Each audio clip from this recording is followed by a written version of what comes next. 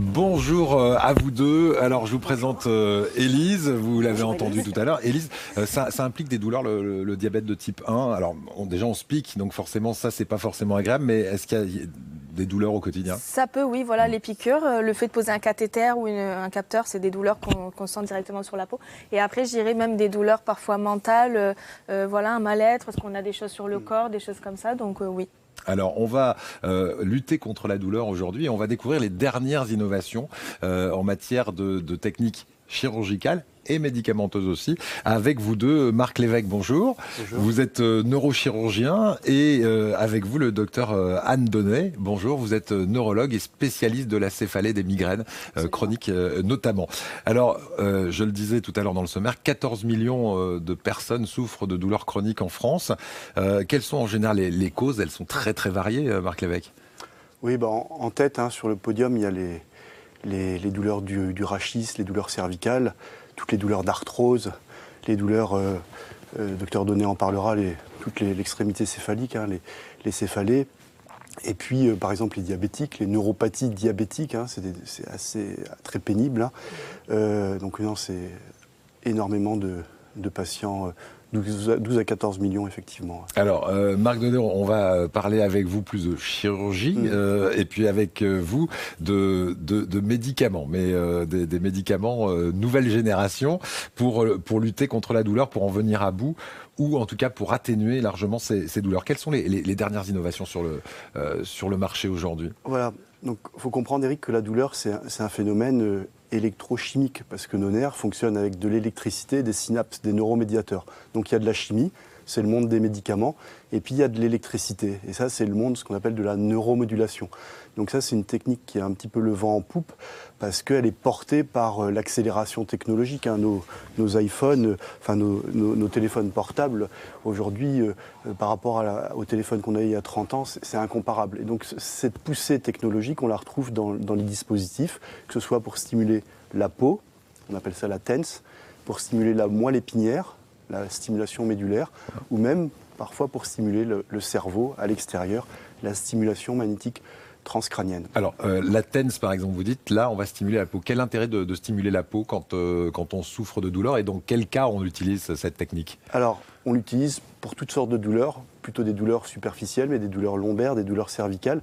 Le principe, Eric, il est simple. Quand, par exemple, vous cognez, votre réflexe, c'est de vous caresser. Oui. Parce qu'on sait que, finalement, l'influx non douloureux, la stimulation non douloureuse vient bloquer la douleur. Et donc, on va en fait reproduire cette sorte de frottement, mais par de l'électricité. Et comme on ne peut pas avoir et la douleur et la caresse électrique, eh bien, c'est en général la caresse électrique qui l'emporte, pour faire très simple. On a une vidéo où vous êtes en train d'opérer une patiente ou un patient avec, on va le voir, ce que vous appelez la stimulation médulaire. Vous êtes en train d'installer un capteur, un boîtier. Expliquez-nous ce qui se passe et en quoi le fait de stimuler la moelle épinière va là aussi calmer les douleurs et quel type de douleur. Donc l'idée, c'est un minuscule cathéter, un minuscule tuyau, comme la péridurale chez la femme enceinte, mais au lieu que ça diffuse en fait un médicament, un produit chimique, en fait ça diffuse un courant électrique et suivant l'étage de la moelle épinière, ça va venir en fait apporter cette information qui brouille la douleur. Donc on essaye de mettre la sonde en regard de la zone de la moelle épinière qui prend en charge la douleur. Alors ça peut être une douleur de jambes, de bras, de dos également. D'accord, on parle d'arthrose par exemple, dans ce cas-là, ça fonctionne bien ou pas? C'est plutôt les douleurs neuropathiques, c'est-à-dire quand le nerf a été abîmé. Parce que quand le nerf a été abîmé, il envoie un signal un petit peu aberrant en permanence, comme une alarme qui retentirait en permanence alors qu'il n'y a plus d'infraction. Okay. Et ça, c'est des douleurs qui sont très difficiles à traiter avec des brûlures, des décharges électriques. Et c'est un vrai défi aujourd'hui pour la médecine de la douleur parce que les médicaments montrent vite leurs limites.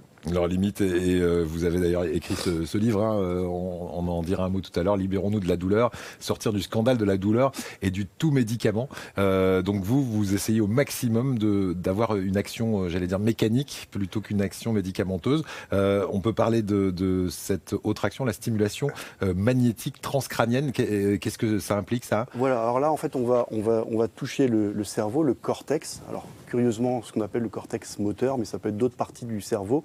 Et par des mécanismes qui ne sont pas encore tout à fait bien élucidés, on va avoir une action indirecte sur le ressenti de la douleur. Et on considère qu'il y a à peu près la moitié des patients à qui l'on propose ce type de séance qui voient leur douleur diminuer de façon significative. Malheureusement, aujourd'hui, c'est une technique qui est assez en avance, assez novatrice, qui n'est pas encore bien reconnue. Donc ça... on reviendra tout à l'heure avec vous sur une plante aussi que vous utilisez. Alors, ça va étonner tout le monde. C'est un piment. Et on va voir quel effet il a contre la douleur.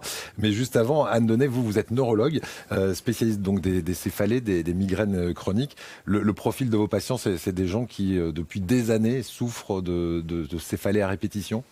Alors oui, souvent, ils ont une forme épisodique avec des crises qui étaient isolées et puis un certain nombre évoluent vers une chronicisation avec une fréquence de crise très élevée.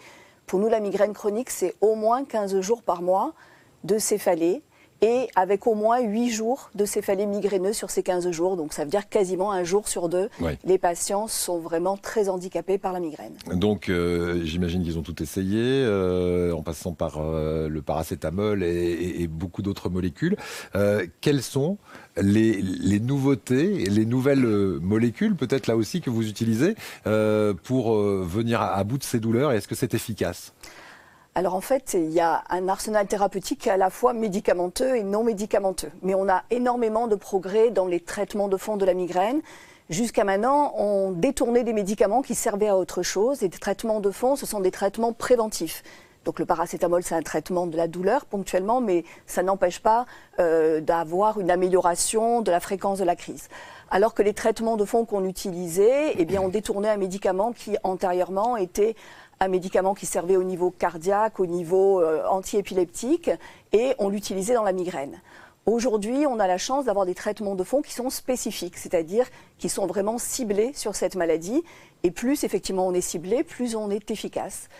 Alors, par exemple, on va étonner peut-être nos téléspectateurs, mais vous utilisez pour venir à bout des migraines chroniques le Botox. Alors, le Botox, on en entend parler pour la chirurgie esthétique. En quoi il est utile dans le traitement des céphalées ? Alors, vous avez raison. En dehors de l'esthétique, ça fait déjà plus de 10 ans qu'on utilise du Botox en neurologie et dans beaucoup d'indications. Et en fait, ça fait plus de 10 ans aussi qu'on a démontré que ça marchait sur les céphalées. Il y a un neuromédiateur qui est libéré lorsqu'on a une crise de migraine qu'on appelle le CGRP. Et que ce soit le Botox ou la nouvelle autre classe pharmacologique qu'on appelle les anticorps anti-CGRP, ça vient bloquer le CGRP. Et donc, effectivement, avec des doses qui ne sont pas des doses esthétiques, on arrive à traiter nos patients migraineux en utilisant cette toxine botulinique. Ok. On est sur du médicament. Je me tourne vers Marc Lévesque pour terminer. Quand vous dites libérons-nous de la douleur, sortir du scandale de la douleur et du tout médicament, là, ce médicament-là, le Botox en l'occurrence, c'est quelque chose qui est un peu moins invasif que d'autres types de médicaments. On parle du scandale de la morphine aux États-Unis, par exemple. Vous essayez de sortir de ça ? Oui, tout ce qui est local, tout ce qui va s'adresser en fait à la partie malade, parce que le problème d'une molécule, c'est qu'en fait, elle diffuse dans tout l'organisme, y compris dans des endroits qui ne sont pas douloureux, et notamment, par exemple, au niveau du cerveau. Pour quelqu'un qui a mal au niveau de son genou, en fait, notamment les morphiniques, vont diffuser partout avec les problèmes d'accoutumance, d'addiction qu'on peut rencontrer dans les douleurs non cancéreuses. Donc là, aujourd'hui, effectivement, c'est nécessaire d'avoir des alternatives non médicamenteuses. Alors, on a parlé des techniques de neuromodulation, la stimulation musculaire, la TENS, la stimulation magnétique, mais il y a aussi, en fait, on avait un préparateur physique là, en plateau, ce qu'on appelle l'activité physique adaptée, oui. Que ce soit la relaxation, que ce soit la méditation et même la musique. Et le sport, effectivement, et tout voilà. Ça fait partie aussi de l'amélioration de l'état. C'est pas parce qu'on a mal qu'il ne faut pas bouger, au contraire, ou méditer, etc. Tout ça, ça peut avoir une influence sur la douleur. Complètement, et puis c'est des techniques, Eric, avec des effets très désirables. Ouais. Que ce soit le sport, que ce soit la méditation, la relaxation. Voilà. Et puis ça crée des endorphines, ce qui est un médicament naturel. On est bien d'accord. En parlant de médicaments naturels, et on va terminer avec ça en 30 secondes. Le patch de piment, ça marche? Qu'est-ce que c'est? Oui, alors le patch de piment, en fait, celui qui a découvert le récepteur a eu le prix Nobel il y a un an. Hein. Et en fait, c'est de la capsaïcine. C'est un piment un peu plus élaboré qui va donner une sensation de cuisson qu'on applique sur la zone douloureuse, notamment où il y a des douleurs neuropathiques. Et après plusieurs applications de 2-3 mois d'intervalle, on va finir par épuiser la zone de ces neuromédiateurs de la douleur et finalement réussir à traiter localement ces douleurs qui étaient autrefois rebelles. Merci en tout cas à tous les deux de nous avoir éclairé sur ces nouvelles techniques à la fois médicamenteuses et non médicamenteuses pour venir à bout de la douleur. Et Marc Lévesque, je rappelle ce livre, hein, si on a envie de se plonger dedans, et ça correspond à quand même 14 millions de nos concitoyens. Libérons-nous de la douleur. C'est aux éditions Bûcher-Chastel. Bûcher-Chastel. Je n'ai pas mes lunettes et ça se voit. Merci beaucoup à tous les deux.